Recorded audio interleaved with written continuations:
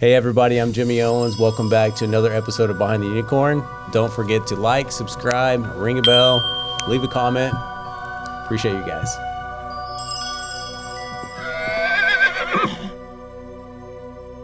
All right, we have Iven Vian today. Your name is so fun to say. It's crazy, huh? Yeah, I love it. All right, so Iven, I know a little bit about you. I know that you go on vacations with your family. Yeah. More than one a year is like your goal, I believe. Ideally. Yeah, ideally. So what's your favorite place to go? Tell our audience. Yeah, we've been loving Europe lately, right? Okay. Didn't do much European travels in the past, but I've always had this dream to take my family to Spain. Okay. Last summer we went to Spain, spent about 10 days there. We started off in Madrid, which was incredible. It was amazing. It's all these little villages you kind of go and visit and get a feel of those local villages. Yeah. And then we went out to running with the bulls in Pamplona. Oh, wow. And that was amazing. That was absolutely incredible. Yeah. I was not prepared to go. Yeah. I didn't realize it was going to be one big, massive house party for the entire time. I should have known. Yeah, yeah. Because you took your kids too, kind of right? parenting foul there a little bit, but my kids adapted really well. We didn't run with the bulls, but you got to watch that, though? we rented an apartment, and you watch it from the balcony. Wow, that was cool. How many bulls run through that street? Yeah, maybe like 10. It's crazy. Like, they built this whole thing up, right? Yeah. And you got to get up It's like 10 bulls. butt dark early to go and check this thing out. And you get there, you get all settled, all this anticipation, and then like the bulls go by, 30 seconds later, it's over. Yeah. That's it. Yeah. But man, it was so cool because then right after that we stayed at a resort. And so you go get beat up downtown at the party and the bowls. Yeah. Then you go kind of rest at this nice resort, watch take a look at the rolling hills, drink wine, eat ham and cheese. Okay. It was a beautiful experience. Yeah. But right after that we went down to Barcelona, which is absolutely incredible city, beautiful, of course, plenty of culture. But the ocean, the beaches were absolutely magnificent. Yeah. I wouldn't peg you for a snorkeler or a scuba diver. Man, I always should have, but No? I was always, I don't know, too busy playing volleyball, I guess, on the beach. Okay. All right. That was crazy, man. He's the guy on the beach Yeah. that's like all just like ripped out there. They're like, man, how's he do that? No, man, no. So, yeah, man, Spain was incredible. Definitely want to go back and check it out again. That's cool. Yeah, I'm still stuck on the bulls. Like, the streets are really narrow. Yeah. I mean, 10 bulls, a big crowd. Yeah. I mean, it's a lot of damage. And everyone's drunk. Really? Everyone's just crazy drunk. Yeah. And then, like, the bulls aren't the most dangerous part. It's the people crossing in front of you, taking you out, and you falling down, and then the bulls running over you at that point. Sounds like just driving a car in traffic, right? Right, exactly. Yeah, it's not you, it's the other people. Always the other person's fault. All right. So why are you a unicorn, Iven? Why am I a unicorn? Yeah. Man, that's a great question, man. You listen, like, this is what a kind of a business or entrepreneur maybe type show, right? And, yeah. But you don't have to have your own business to be an entrepreneur. There's a term called workpreneur, right? It's really, I think, really about the idea of having a dream. Yeah. And allowing yourself to have an imagination and dream the highest possibility that you can think of for yourself, your family, for whoever, and going for that, right? Yeah. And so for me, like, I didn't come from wealth. I didn't come from any like example in my family, although my mom is really great, but my dad had a past to himself, and I had to go out and figure it out on my own. My parents didn't even graduate high school, right? And so I had to go out and figure it out on my own, but I always had a dream and wanted to be a pilot in the Air Force. And so I kind of set my goal early on in life of what I knew what I wanted to be, right?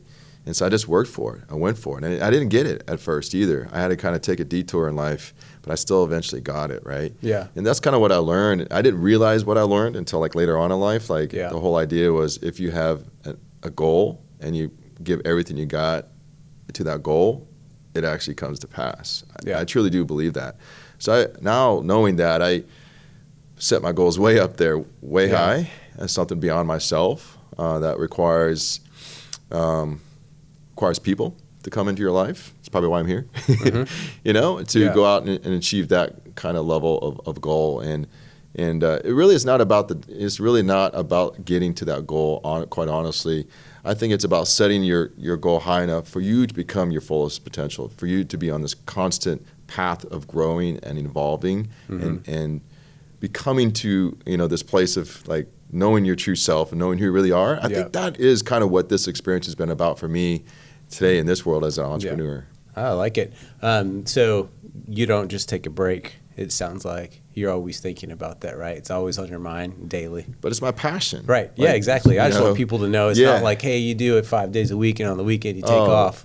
I mean, like take off. I mean, yeah, I do take off. You rest, I have a but I'm just family, saying your mindset is always, it's my passion, right? It's just like an artist, they're always thinking about writing music. A chef is always thinking about the next beautiful dish. Yeah. A painter wants to draw the beautiful painting. I'm thinking about how to create something amazing, incredible through the entrepreneurial world. Yeah, I like it. Well, something from one of your interviews that I seen was something that you say is my big, hairy, audacious goal.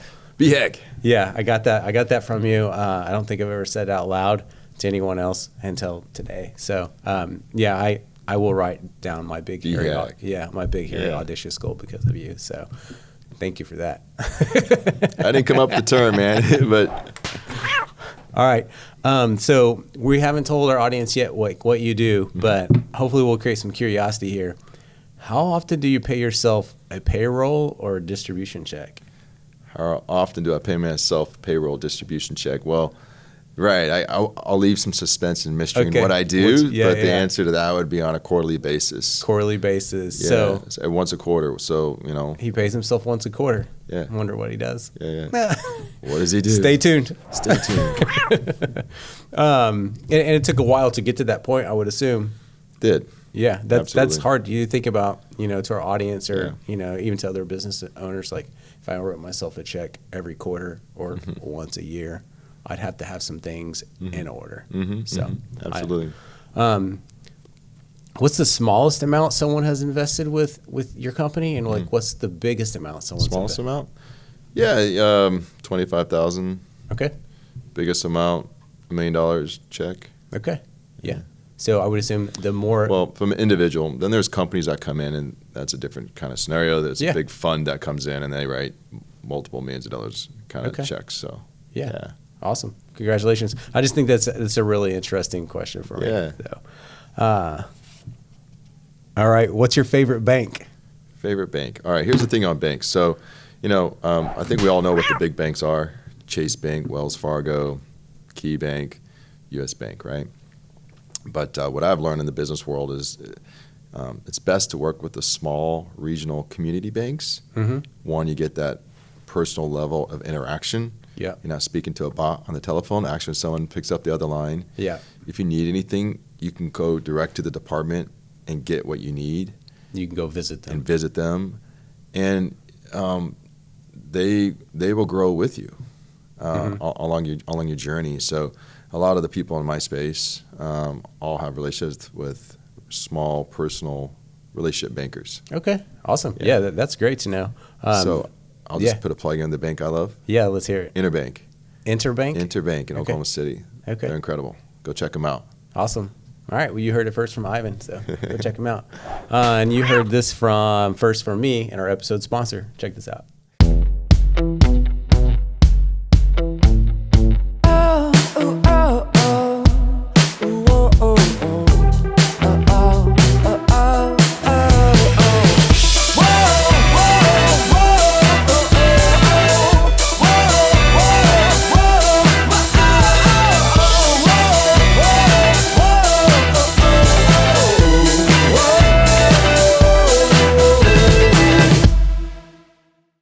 Okay, Ivan. So I hope you guys enjoyed that commercial as much as we did. You are the owner of Anthem Capital. Yes. And what do you guys do? Right. Anthem Capital is a multi-family apartment investment company. What we do is we help people invest passively into apartment complexes so that they can earn enough passive income so that they can trade their cash for time and to be able to do what they truly are passionate about. Okay. And awesome. So we go out and buy apartment complexes. In order to buy those apartment complexes, we have to raise capital. It takes large checks. You don't have to bring all your own money to the table to close on these deals. We have a process called a syndication process. We go out to an investor pool and pull in the capital, the cash we need to close on a deal, and then we go and buy that apartment. Then what we do, we're operators by trade. So we go and improve that property physically and operationally. But not only are you buying a property, you're buying a business. Right. So as that business top line revenue continues to grow, your NOI profit continues to grow, the value of that business continues to go up, right? And then we eventually sell that property, business for a profit. Yep. And then whatever profits come back to the business, we distribute, we give back to our investors based upon how much they originally invested with. Okay. In a very simple terms, if it's $1 million we need to close and you put $100,000 in, you own 1/10 of that business. Yeah. So if we give $1 million back, for example, you're going to get $100,000 of that $1 million back. Yeah. Okay. And that's how the distribution process works. Yeah, I like it. Yeah, that's nicely said.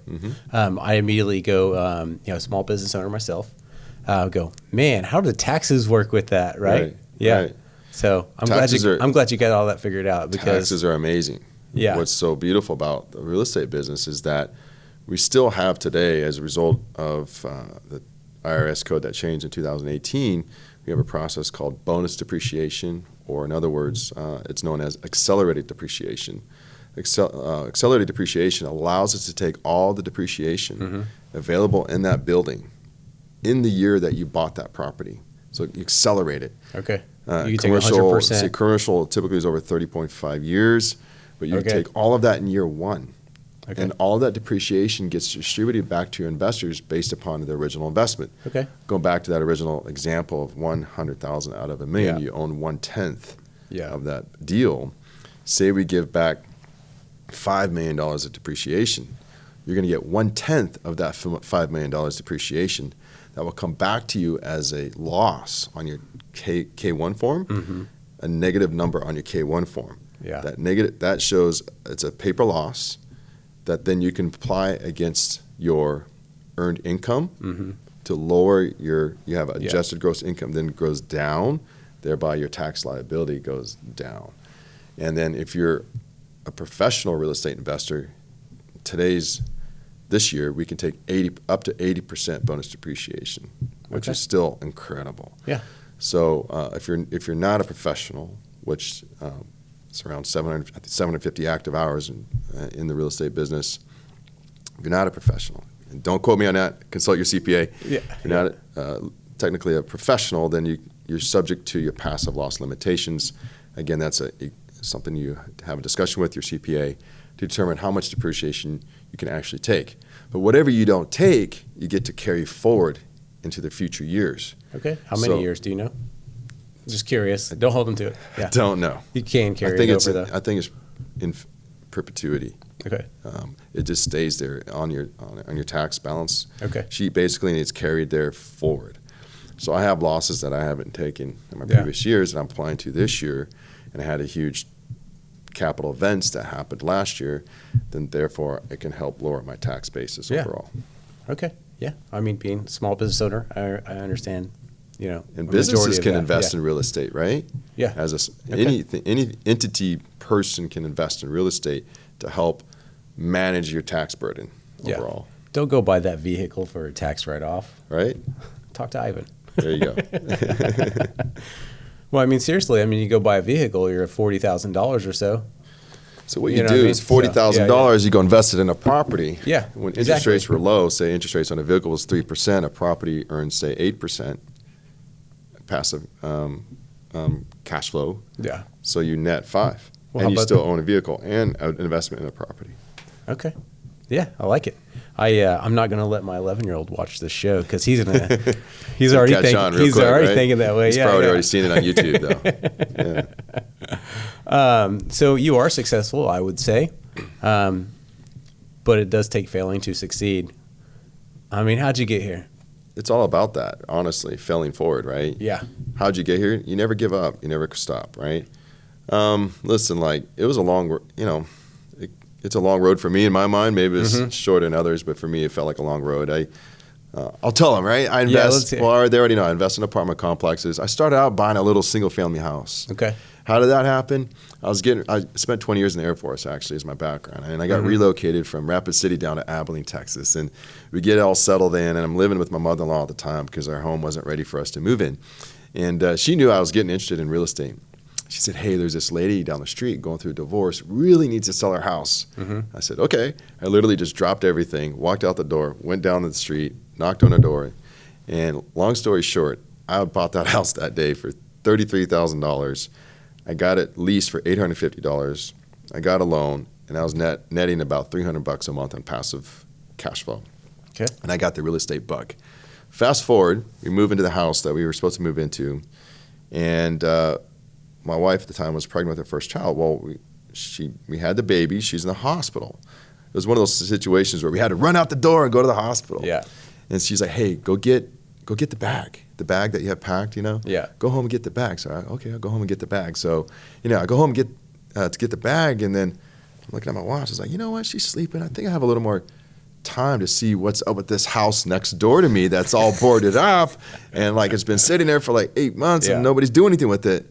Quickly got on the assessor site and saw where the owner lived. And I was like, you know what? I'm gonna go check out. I'm gonna go down, knock on his door, and see what he has to say about this house. Yeah. So, the same thing. I went down to this house, knocked on his door.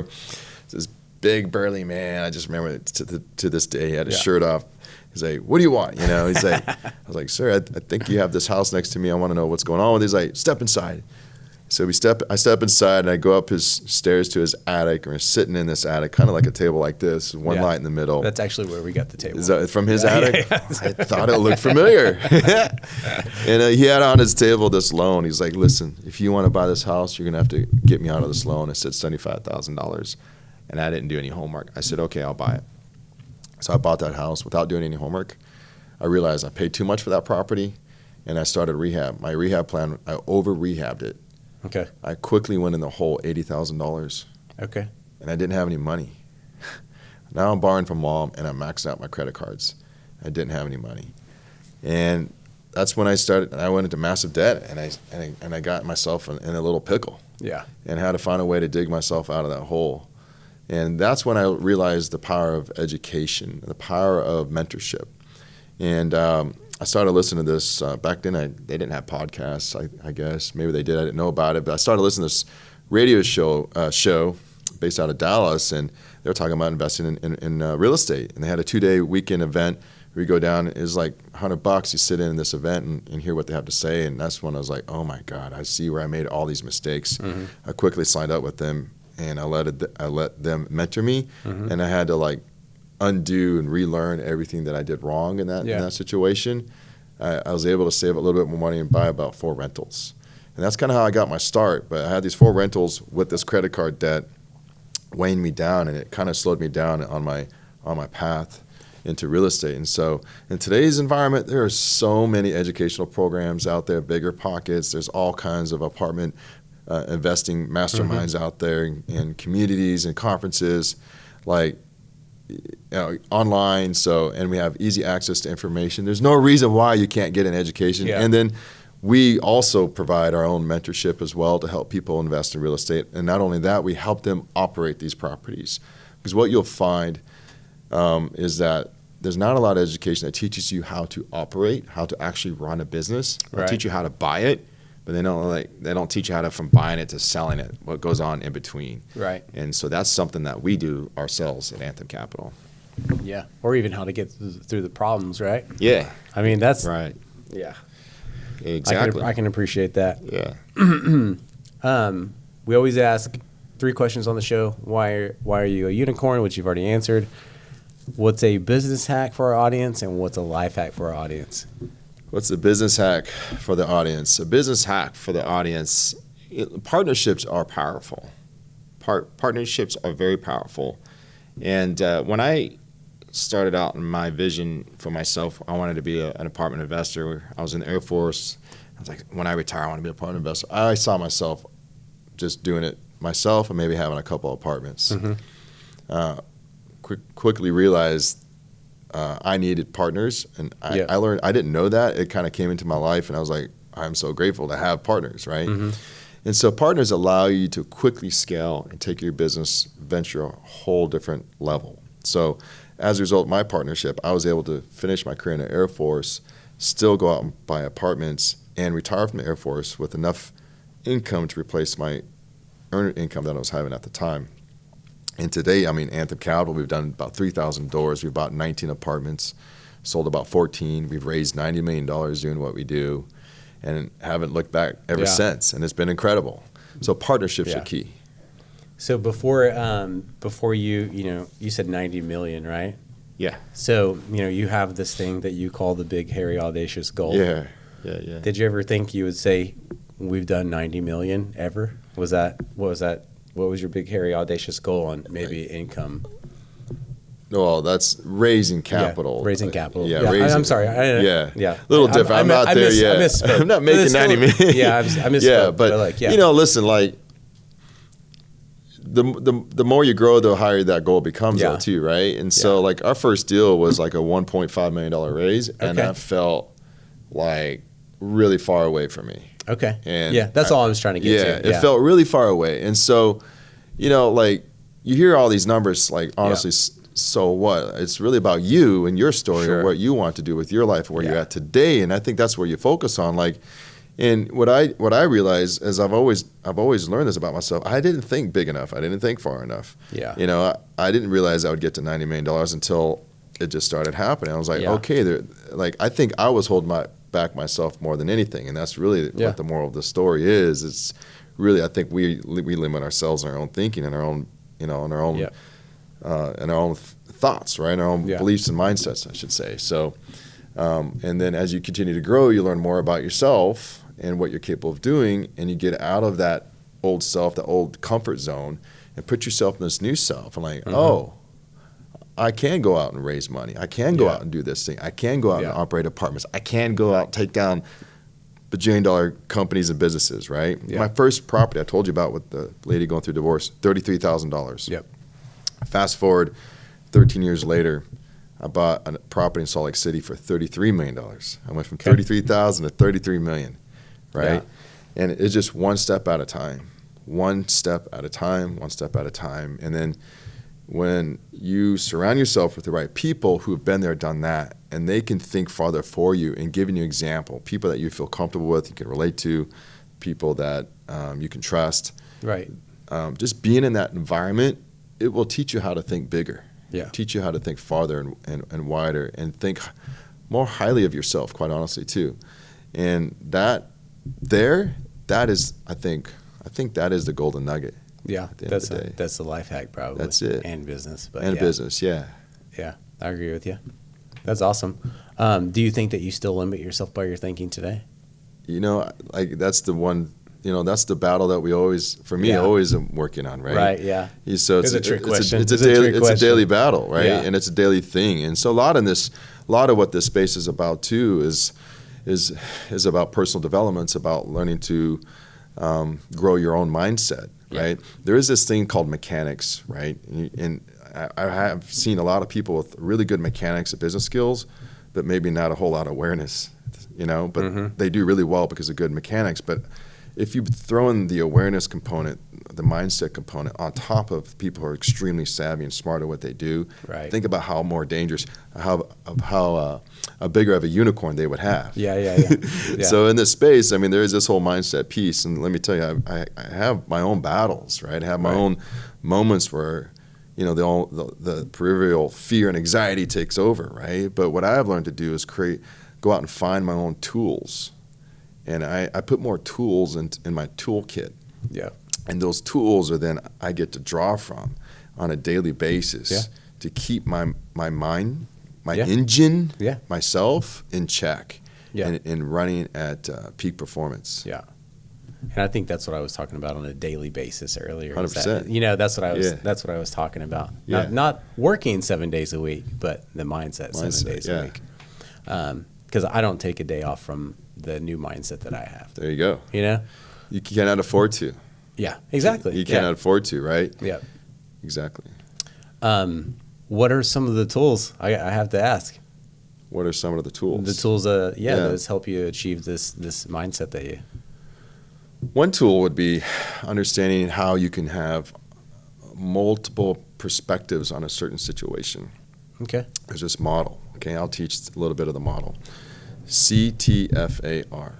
Okay, C stands for circumstances, T stands for thoughts, F stands for feelings, A stands for actions, R stands for results. So you have these circumstances in your life that you're dealing with. Maybe I don't have a lot of money. Mm-hmm. Maybe what some person would be thinking. And what if that's a circumstance. You think that may be a fact, but it's a circumstance. Right. What if you looked at that from a different perspective and did a thought download and chose different thoughts associated with how you perceive your circumstance? Fine, you look at your bank account, fine, I get it. There's this whole fact thing, fine, I look at my bank account, there's no money, right? Right. Or there's not enough to do what I want to do, right? Yeah. But in my perspective, when you realize that you have your own, like you are your own source based upon how you believe and think, Yep. then opportunities will come your way. So when you think at things a different way and perspective, you start saying something better about yourself. Like, I am wealthy, I am rich, I am abundant, I am all that I've desired and dreamed to be, and then some. And then you'll feel something different about yourself. And then when you understand that feeling component, which is the emotional component of your life, it will cause you to take different actions in your life. Yeah. And it's those actions that then create the results. I told you that I was $80,000 in debt. Right. I didn't have any money, but I had a dream and I had a desire. And I didn't let that situation take me down. I still just chose to say, no, I am successful. I am going to be somebody. I am going to be a full-time real estate entrepreneur when I retire from the Air Force. Yeah. Opportunities. And I embodied that feeling. And it caused me to take different actions. So that action was, when I first moved here, I went downtown to Oklahoma City Real Estate Investment Association. I didn't have a whole lot of money, but I went and I got connected to people. And people just say, hey, how can I help you? How can I help you? How can I help you? And this person said, go talk to this person. And I went to talk to this banker and then this broker. And then I talked to that broker and said, hey, how can I help you? And then I went out and bought some houses. Then my broker said, hey, go get your license. I said, fine, I'll get my license. And he said, hey, go sell me some houses. I started going selling houses. Right? Opportunities kept coming to me because I didn't change my thought. I could have been taken down by that situation. I said, no, I'm going to go after it. Yeah. Well, that opportunity to sell houses allowed me to sell 99 houses in 2 years on my lunch breaks and after work. I still had a career in the Air Force. Those 99 homes gave me the capital and the money that I needed. Yeah. I could have said I didn't have any money. I literally didn't. I was $80,000 in debt. I saved up maybe 40K or so. Yeah. Right? Yeah. But as I chose to think about it differently and see it from a different perspective. Yeah. And then by selling those 99 homes, I met my business partner today, Tariq. And Tariq came into my life. He was my first client as an investor realtor. I supported him. I went above and beyond. What people don't realize is the opportunity you're looking for is right in front of you. Yeah. Every day, no matter where you are, there's an opportunity. Yeah. If you show up to play ball and you have and your open mind and perspective about your situation, and you choose to see yourself from a more highly perspective of yourself, that really comes from a place of learning to truly love yourself. Like, listen, your opportunity is right there. Yeah. And things will come into your life. This is how I believe and I think. And my life seems to embody that. Then opportunities will come your way. Yeah. Right? Yeah. And no, what about this situation? What about that? What about the fact that, okay, fine, but now I'm going through some struggle. We all go through struggles. Right. But I just believe that everything's for you and not against you. I believe that, those struggle is there. But again, if you want to look at that from a different perspective, or maybe take some mentors in your life that you have found that influence your life really, really well, and ask yourself the question, how would that person look at that? Yeah. How would that mentor look at that? Yeah. How would that person think about that? And then embody that thought process. Yeah. And then what would that person do? Then go out and do those things and give you the faith and strength and belief to go out and do those things. Yeah. And that's the life that I live today. And I like deep down in the core of what I'm learning is that you really get to choose what it is you want and go for it. Right. It is possible. Okay. Yeah. So something that I didn't hear you say at all is that you didn't say that you blamed everybody for where you were at, right? Oh, the victim mentality. Yeah, you syndrome. can't do that. You got to get rid of that. Victim mentality. Yeah. Yeah, you got to change that, and then you got to change your self-talk. I think that's a good one. That's a good one too. Changing your self-talk is the hardest thing to do.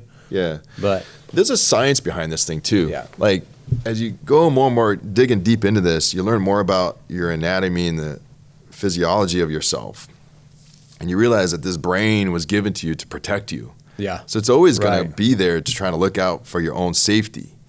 And then it has its own default mode and what it thinks it's safe. Holds you back, right? Holds you back sometimes. And so you kind of have to acknowledge that. That there will create anxiety in your life.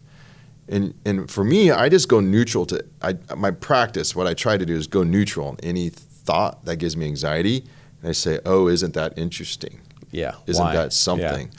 And I just go neutral. And then I eventually tell myself, like, thank you for looking after me, and you kind of soothe yourself through the situation, but I'm in the driver's seat now, and you can go sit in the back seat, and I'm gonna continue to lead my life where I want to lead it. Yeah. Right? And so that could be applicable for someone who wants to maybe jump into the entrepreneur world, but's used to having a 9-to-5, a constant paycheck. Yeah. I get it. Those are normal feelings to have because these thoughts created these feelings, right? Yeah. So if you can just acknowledge why and understand why the brain itself, the physical brain, is doing that, then it'll help you understand it's only there to kind of protect you, but you can find a way. Then you can overcome and circumvent those thoughts. Yeah, I like it. Perfect. I'm glad you're on. Yeah, I'm glad you're here. Let's see. So I think we already answered some of these things. So who runs the entire project, right? You guys investing, like, say you got 10 investors, you guys invest into a project. You're over the money, you're over the budget. Apartment complexes. So Tariq and I, right? Yeah. Tariq's my business partner. He's in charge of acquisitions, dispositions, buying and selling. I'm in charge of everything in between. Okay. We do have overlap. Right, it's not native where that's all he does. Right, we have overlap. But my main focus and role is the operations. So I'm in charge, and the term we call is asset manager. I'm overseeing the asset, and our job is basically we projected a return to our investors. We have to implement the business plan to ensure we meet or exceed the investor returns overall. Yeah, and the way we do that is we partner with third-party property management companies. I'm not a property manager. I'm an asset manager. My role is to grow the investor's investment and protect the asset, ensure and improve the value overall of the investment. Property managers are even more mechanical and operational, leasing, make sure the property's fixed, make sure the money comes in, make sure you manage your tenant complaints and reviews and things like that. Yeah, I'm 2 or 3 layers up, overseeing the entire growth of the overall asset. I understand the mechanics, and I understand the things that need to happen at the ground level, but I'm not the one managing that on a day-to-day basis. Right. So do you guys ever go in and buy apartments that need total rehab or partial rehab or something like that? Does that ever happen? We're in the value-add apartment business, so there is some type of physical component that needs to be improved. Most likely, there is this whole operational side where say you have a unsophisticated mom and pop operator that they don't know what they're doing, and then we can go in and bring in a professional property management company and bring in some systems and processes to create efficiencies. So there's that piece. But most likely these properties have some type of physical component you have to improve, which means exterior paint, interior upgrades, lights, fixtures, paint, flooring, et cetera. And then once you improve the property, that gives you the justification to raise the rents, because what you learn is then all the properties surrounding that, improve it to this certain condition, can raise their rents by that amount, so you can do the same. And that's more or less how we do it. Yeah. Okay. So true or false? I don't know if this is going to come out right or not. And I don't know where I heard this at, but if you're, apartment complex, and if you don't offer the pet option, you could definitely make a lot more money by just offering people to keep pets in their apartments, right? True or false? If you don't offer the if you do, if you do offer that, you charge pet fees. Yeah. So there's additional income. I was happy fees. that I knew that. So. That's good. Anyways, and then you're an additional Good job income. to me. Yeah. All right. So true. Yeah. I don't know if I seen that on one of your social media posts or someone else's, but it might have been yours. Did you do a post like that? Yeah, that's pets? Some of our marketing. About how to earn it probably was. pets. Yeah. All right. Yeah. So don't take my words for it. Go follow their social media and check it out. It'll come out a lot better, and you'll understand it better than coming from my mouth. So what other kind of jobs have you had besides real estate? You're in Air Force? Air Force. What'd you do in the Air Force? Air Force, yeah. Flew B-1 bombers. Okay. All right. What about before then? Anything else? High school. Okay, that was it. All right. You know what? I had a little stint in there. I worked for Domino's Pizza, man. Yeah? Yeah. What'd you learn? I learned how to hustle, man. Yeah. I learned that delivering pizzas on Super Bowl day, you make a lot of money. Yeah. Did you bring the peppers and cheese, or did you not bring the peppers and cheese? I always had a side bag on there. You know? Things have changed, hasn't it? They have, man. Yeah. It's crazy. I had a little blue Toyota 4x4 pickup. No, it didn't even have power steering or air conditioning. I remember those days, man. Yeah. By the way, the pizza's always hot. Driving around all bumping around. And, that was a fun little stint there. Glory days. Yeah. What's the hardest thing about running your business? Yeah, that's a great question. It's like the idea of getting apartments. You can get 1, 2, 3, 4, but then the idea of scaling. Mm-hmm. There's you can get from 0 to 1, then maybe 1 to 10. But how do you go from 1 to 20? Now you're building teams, processes, bringing in employees, and now employees are on payroll. Mm-hmm. Well, if you're not selling and buying properties, where's that money coming from? Right. And then managing employees, right? Like this is a common thing in the businesses, right? And ensuring productivity stays high in today's environment. So that's a challenge. Another challenge is, they paint this picture that you can do this part-time or something, and they meaning like maybe the apartment guru guys, but again, even one apartment is a full-time gig. It's a lot of responsibility and oversight. And I don't want to overwhelm people or discourage people. It is definitely doable. And it's just like running any other business, but it requires a lot of time, effort, and energy. And so I have a family. I like to have fun. I like to do other things. Mm-hmm. And, sometimes you got to give your time to that business, right? And so for me, there was a lot of travel going outside of where I live in Oklahoma City to get connected with a larger audience of people that I may potentially do something with here. So there's a lot of that travel piece. But what I found to overcome that is like, if you just can be present in the moment that you're in, and for me, it's right here, right now, and eventually I'll be home, and it's when I'm home. So as long as you can just maybe not quantity, but quality time, that sometimes makes up for not always having the quantity of time available. Yeah. No. Awesome. What kinds of actions would you like our viewers to take? The reason I asked that is we were going to have all your contact information. Actions. So first of all, you can reach us on all the social media. Yeah. Anthem Capital Facebook page is one way, or hit me up on Facebook. Yeah. Iven Vian, Vian, or reach us at unlockyourwealthpotential.com. Unlockyourwealthpotential.com. Okay. But other actions, how to get started beyond just getting connected with us. Yeah. The first investment I think anyone should make is in themselves. Okay. Right? Yeah. Go out and get education, get a mentor, get some knowledge in what this, if you want to get involved in this business. Yeah. That's the first thing. And there's very good programs with low cost of entry. There's conferences in Dallas all the time, a 2-3 day event for a few $100. Okay. On the most expensive part, probably food in a hotel. And these conferences, you can sit in and there's like 24 hours of education, and you'll walk out and you'll be like, this is something I want to do.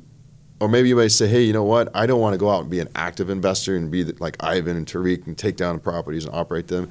But yeah, I like the idea of investing in real estate because of all the other benefits. I'll be a passive investor. Right. And now you're a more informed and educated passive investor. You can make a more informed decision about your investment when you go out and find these opportunities. And there's plenty of opportunities in the space that I'm in. Yeah. Okay. Awesome. I think that's it. Whoa, so yeah, that's it. Yeah. So anything else? Nah. Anything else? I mean, no. No. All right. No. I mean, yeah, but give me a question. I'll answer. But I think that's all I got. Cool, really. man. Yeah. All right, that was fun, man. Yeah. Thank you. So be sure to reach out to Iven. Tell him where you found him. YouTube channel, social media. We always like to know where we're found. So that's nice to know what platforms are working. And thanks to our episode sponsor.